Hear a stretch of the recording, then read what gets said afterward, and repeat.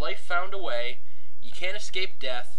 And Torrey Smith, I don't mean to make light of it, but Torrey Smith's brother, as we probably all know, had an unfortunate incident on a motorcycle and passed away.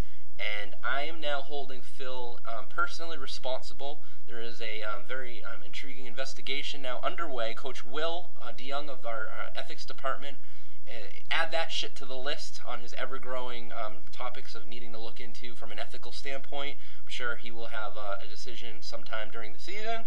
Anyway, Bob, just wanted to throw that out there before we really dig deep into last week's results that I'm now Joe Bucked and personally offended and concerned with Coach Phil and his curious ways. He should have to drop Torrey Smith.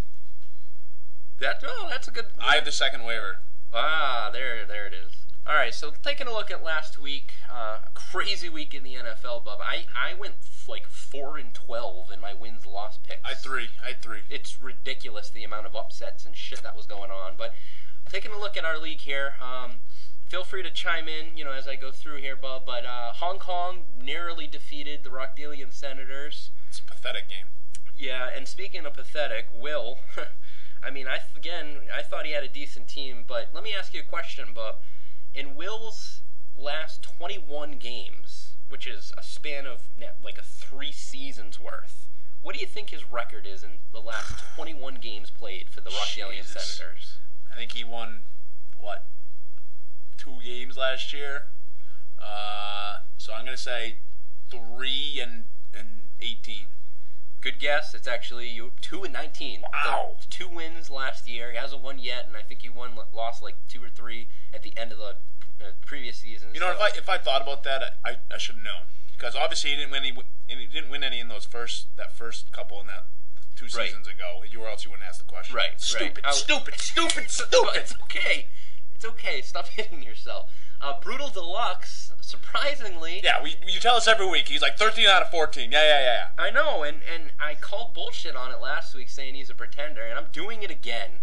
He beat Soglo. He put up a good amount of points, 112, but I don't really think he is a legit contender. I don't see him making the playoffs this year. I still don't think his team's very good, but he is 3-0, so maybe we're just full of shit.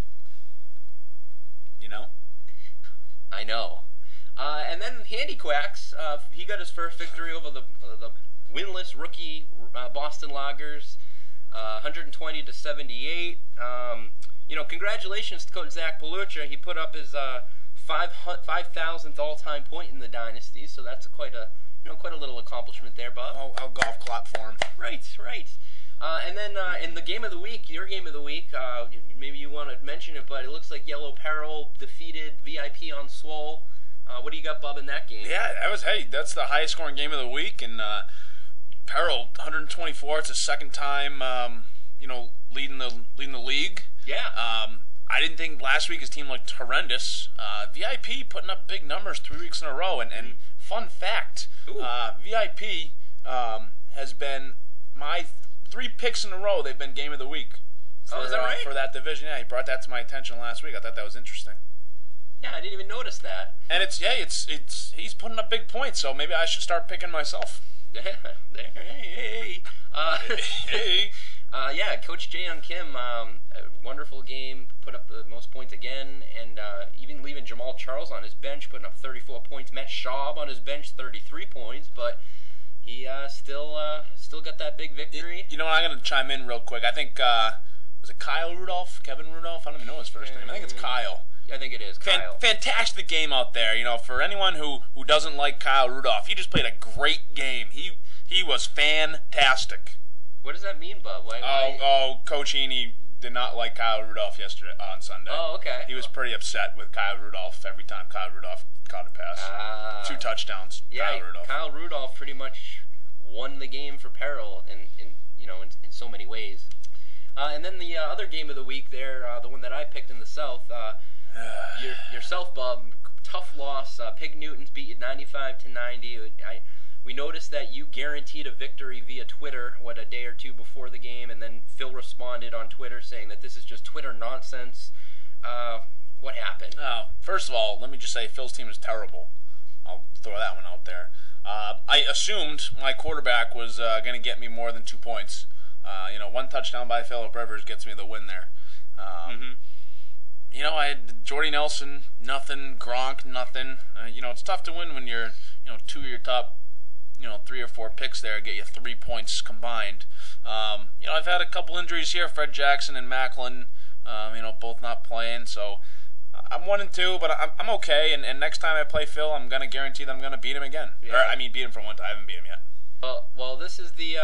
There's been 2, at least that I know of. There's been 2 guarantees in the history of the dynasty, both by Palucha brothers. The first one was back in, I want to say D6, when Zach guaranteed a victory over former coach Glenn Stacy, and he lost. Now you've guaranteed a victory over Pig Newtons, and you lost. So you're both 0-2, and you're 2 guarantees, and you're making fools of yourselves. Yeah, I'm not worried about it. I still...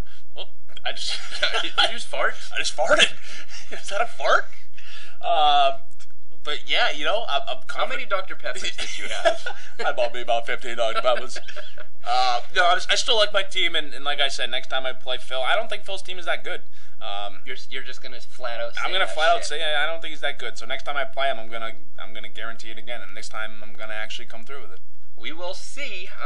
Now, a couple things going around in the league, Bub. He started Mark Ingram. Come on. Soul Glow and yourself both put, and this was maybe a week or so ago, but you're still out there. A bunch of guys on the trade block. I think you just put Gronk up there. Gronk's on the trade block. Soul Glow put a bunch of guys up there. I don't know if people are, I don't want to say overreacting, but certainly trying to switch around their team, maybe looking to see what values out there. Well, I'll tell you personally, I have a guy behind Gronk who actually I started 2 tight ends this week, and that guy put up 11 points for me, Dennis Pitta. So I got a guy behind him, and that's because Devin McCourty is the worst player in the NFL, and he does not even know how to push someone. He didn't play very well. Anyway, yes. Thanks for interrupting. I got Gronk on the trade block, and my running backs are a little depleted right now with Fred Jackson, hopefully coming back. But yeah, if someone wants to offer up, I'm not for a trade, not for a pick, excuse me, for a running back. So, offer up. Okay. Yeah, and then speaking of overreacting, Bob, apparently Will is getting a little offended by some people offering him some trades after going down 0-3, and you may have already seen this, but he recently posted on the message board, and I'll just quote, we don't have a voice message this week, unfortunately, but we do have a post from him, and he says, and I quote, first, and by the way, I just, unquote, let me stop the quoting, I just want to say this is apparently in Rockdale English, because there's a couple of little misspells and whatnot, but I'm going to read it as is. Misspells for those of you. Misspellings. Quote, first, have to take a moment to acknowledge that the start of this season has been difficult. Our team is still trying to find its stride. With that said, I'm still giving our team a chance.